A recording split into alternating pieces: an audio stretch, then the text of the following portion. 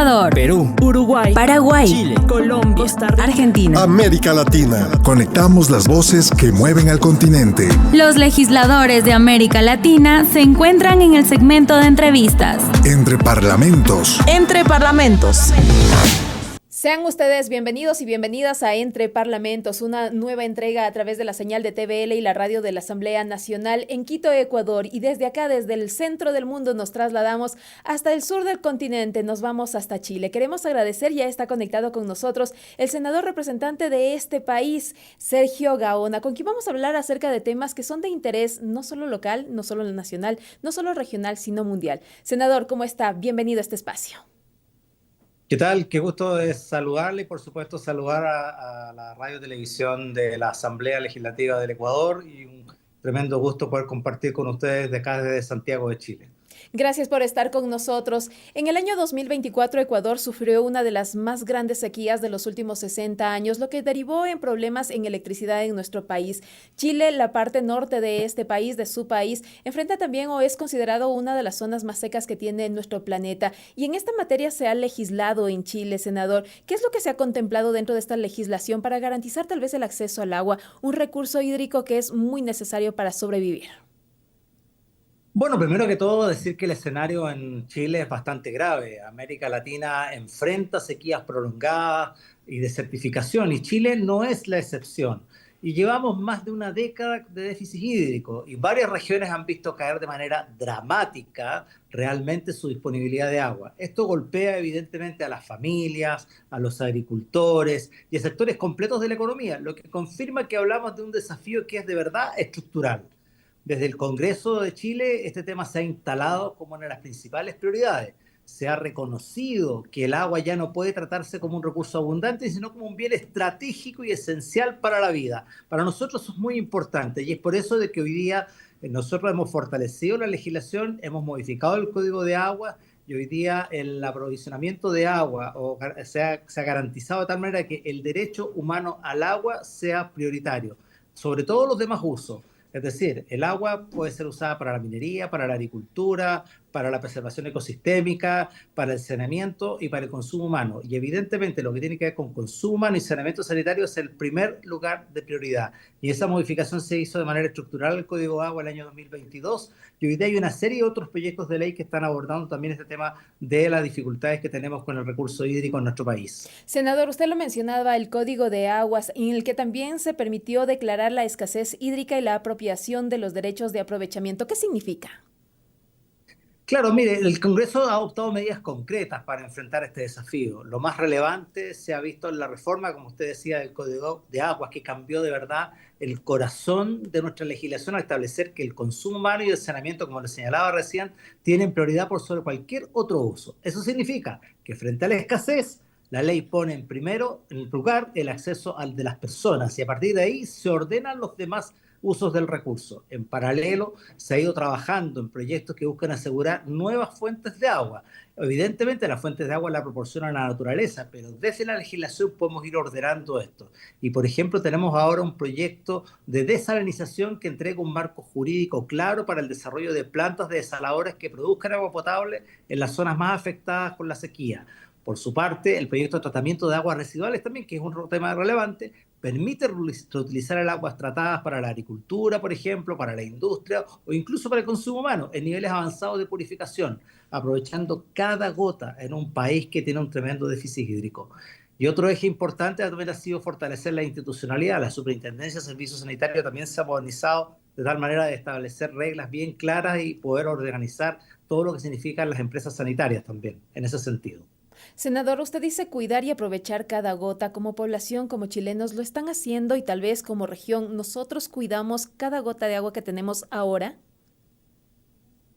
Sí, la verdad de las cosas es que la legislación relacionada con el agua en Chile tiene su fuente madre en términos legales en el Código de Aguas, pero de ahí derivan una serie de otros proyectos de ley que se han desarrollado y que están en desarrollo, como por ejemplo la legislación relacionada con los servicios sanitarios rurales, el uso de las aguas subterráneas, el reuso de aguas residuales, la desalación. La verdad de las cosas es que todo este marco jurídico permite robustecer todo lo que significa el ordenamiento todos los procesos de uso de agua en Chile. Y esto sumado a la ley marco de acción para el cambio climático, porque evidentemente todas estas dificultades que tenemos hoy día tienen que ver fundamentalmente con el cambio climático y eso es evidente de que tiene implicancias en el agua. Y es por eso de que también hemos ido avanzando en estas materias que permitan un mejor uso del recurso hídrico, pasando de un uso ordenado por territorios de alguna manera a un uso por cuencas. Es decir, en Chile tenemos 101 cuencas hidrográficas y cada cuenca tiene que tener una gobernanza y en esa gobernanza se está avanzando lo suficiente como para poder ir organizándose entre todos los usuarios, que se pongan de acuerdo los usuarios, teniendo como prioridad esta base, como le decía yo, que es el consumo humano.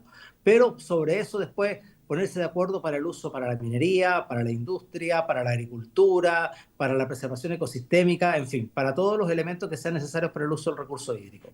La sequía no es solo un problema que afecta a Chile, no afecta solo a Ecuador, sino a todo nuestro planeta. Pero si hablamos de región, es necesario tal vez que ya en este momento los gobiernos, los parlamentos de América del Sur empiecen a trabajar en legislación conjunta, en legislación internacional o intrarregional. Bueno, efectivamente la crisis del agua no conoce fronteras y los parlamentos de la región tienen un rol clave en promover la colaboración práctica más que declaraciones generales. Lo que necesitamos es compartir experiencias, comparar marcos normativos y aprender de los países que han logrado enfrentar con éxito la escasez.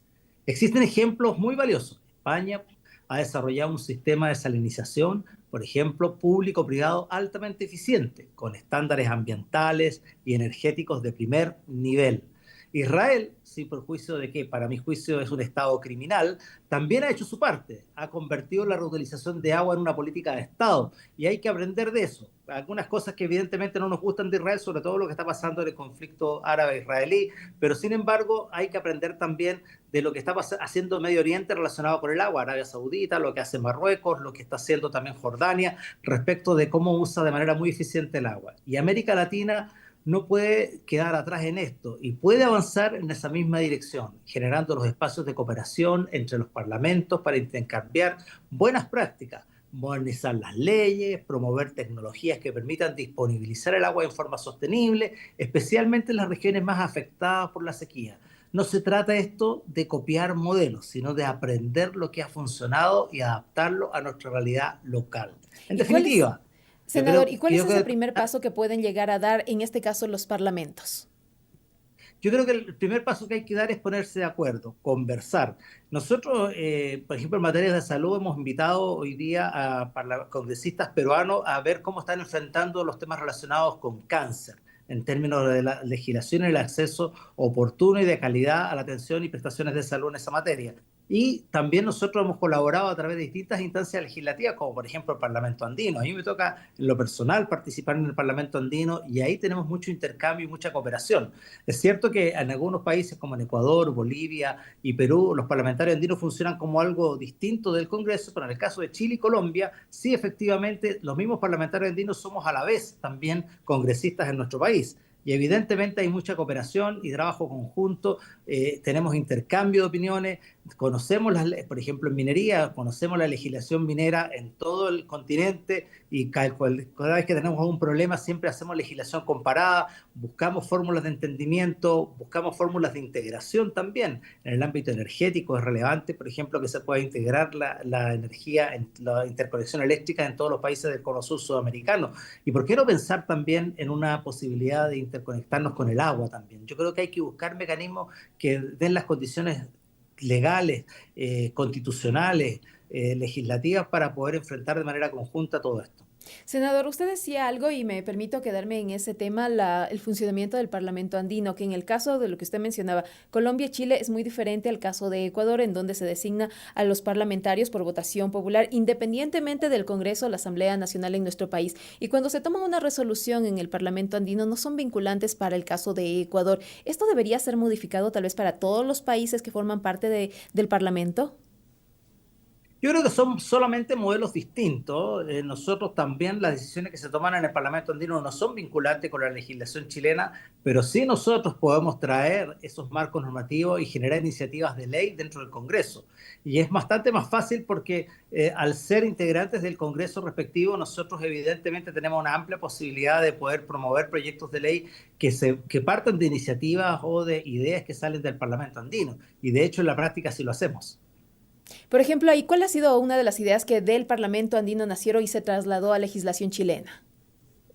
Por ejemplo, todo lo relacionado con la integración energética. Y hay una fórmula interesante de poder y es un tema que se está discutiendo hoy día en el Congreso. Proyectos de ley relacionados con el manejo con todo lo que tiene que ver con la minería ilegal y el combate a la minería ilegal. Nosotros hemos transmitido experiencias al Parlamento andino y evidentemente esto también se ha ido reflejando en el Parlamento colombiano. Materias en relaciones internacionales. Hay distintas materias que efectivamente hoy día desde el Parlamento andino se nos permite poder trabajar en cada una de nuestras instancias, en este caso, en mi caso, valga la redundancia, en el Senado de Chile. Esto es lo que usted mencionaba en materia energética. El Ecuador sufrió racionamientos de hasta 12 horas en el año 2024, que ya para este año han sido descartados. Pero es un problema que podría repetirse a futuro, tal vez en el corto mediano plazo en Ecuador. Pero una estrategia de la que ustedes están aplicando desde Chile con otras naciones, sobre todo las naciones vecinas, ¿cómo les han funcionado para que tal vez esto no suceda, no se registre un caso similar al que ha vivido Ecuador y otras naciones que han tenido que enfrentar la sequía? Bueno, en el ámbito energético nosotros tenemos una legislación bastante robusta y evidentemente si se producen racionamientos de energía es porque hay un problema de planificación. Y en ese sentido, evidentemente, nosotros y lo que debiéramos hacer en todos los países es pensar lo que nos va a ocurrir con la demanda eléctrica en los próximos 5 años. Y evidentemente no solo depender y diversificar, no solo depender de un tipo de producción de energía, sino que diversificar la matriz energética. Nosotros hoy día tenemos nuestra matriz energética compuesta por cada vez menos centrales a carbón y a combustibles fósiles y cada vez más a energías renovables, tanto convencionales como no convencionales. Dependemos también del recurso hídrico para la generación de energía, pero esa generación de energía que surge a partir del recurso hídrico es solo un 20 o 15% de la matriz.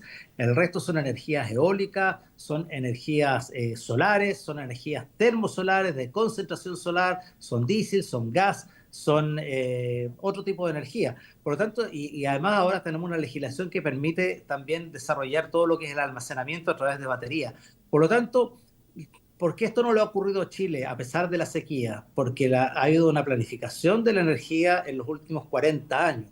Y es evidente de que no hemos puesto nuestros escenarios desde hace 20 o 25 años de tal manera de que no nos ocurra situaciones relacionadas con apagones o racionamiento energético, producto que no dependemos del agua solamente para generar energía, dependemos de una matriz energética diversificada. Y eso es lo que debieran apuntar muchos países. Los países debieran abordar. Es cierto que un país puede ser, en el caso de Ecuador, o de países que tienen rico en combustibles fósiles, depender de su energía de los combustibles fósiles, pero no se puede depender solo de los combustibles fósiles, hay que depender también de la energía renovables como la eólica, la del sol, y ir pensando en el almacenamiento por batería, es decir, tener una amplia matriz energética, y el punto está en la planificación energética y en la diversificación de esa matriz energética.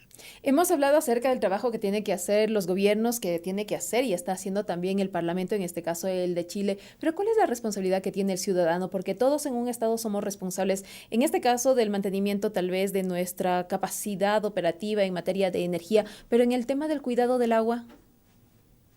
Sin duda, el uso eficiente del recurso hídrico es una materia que tiene que abordarse. Nosotros pensamos que hay que hacer uso eficiente no solo en el consumo humano, sino también en el uso eficiente en la agricultura, el uso eficiente en la industria.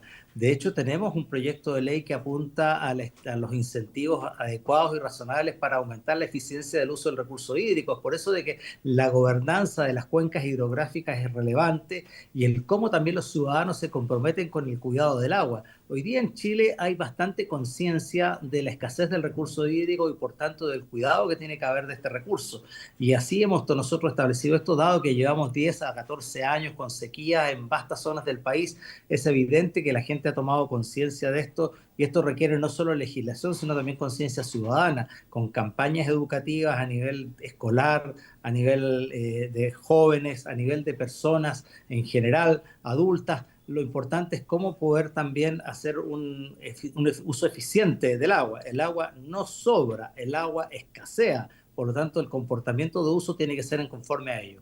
Usted hablaba acerca de este proyecto de ley que genera incentivos. ¿Qué tipo de incentivos y cómo se motiva a la gente a ser parte de este compromiso de cuidado? Nos decía desde la niñez, algo que tal vez a Ecuador también nos falta para este cuidado del agua, pero ¿cuáles serían esos incentivos que ahora motiven aún más al cuidado de esta parte muy esencial que tenemos la humanidad? No hay mejor incentivo que el costo del agua. Si usted es eficiente en el uso del recurso, el precio va a ser menor. Si usted es ineficiente y gasta mucho agua, su precio va a ser mayor comparativamente. El precio de la tarifa de punta es un tema relevante a usar en energía, en agua. El exceso de consumo también se castiga. Hay una serie de mecanismos que nos permiten efectivamente poder hacer uso eficiente del agua. Y uno tiene que ver con los incentivos de precio. Usted va a pagar mucho menos precios, usa menos cantidad de agua, no solo de la perspectiva de que a menor consumo, menor precio, sino que evidentemente cuando usted tiene un sobreconsumo, tiene un sobreprecio que evidentemente hace que el incentivo sea usar menos agua. Senador, su mensaje final en este momento a través de los micrófonos de TVL y la radio de la Asamblea Nacional para todo el país. Bueno, primero que todo, un mensaje que el cambio climático está instalado en el mundo y nos castiga con mucha fuerza a países como Chile. Y es evidente de que nosotros tenemos recursos abundantes como las energías renovables no convencionales, específicamente el sol y el viento. Y hemos iniciado hace varios años un camino que va en esa dirección, a usar las energías renovables. Y lo que yo le podría transmitir a Ecuador es que, si bien es cierto, podemos tener Ecuador es un país que climáticamente podría tener disponibilidad de agua, pero el cambio climático va a hacer que eso efectivamente deje de ocurrir. Por tanto, hay que pensar en las energías de la naturaleza, como el caso del viento y del sol. Yo creo que son temas muy relevantes y que hay que generar conciencia de eso y hay que generar los incentivos suficientes para que haya el desarrollo de generación de energía eléctrica, por ejemplo, no solo a través del agua, sino también a través del sol y el viento. Senador, muchísimas gracias. Gracias por estar en este segmento, en este programa Entre Parlamentos. No, muchas gracias a ustedes por el contacto y a su disposición en los temas que sean de su interés. Aquí estaremos. Muchas gracias a ustedes. Muchísimas gracias. Que tenga un excelente día. Queremos agradecer por toda esta información al senador de la República de Chile, Sergio Gaona, quien ha participado en Entre Parlamentos. Con nosotros será hasta una siguiente entrega. Conectamos las voces que mueven al continente. Entre Parlamentos. Entre Parlamentos.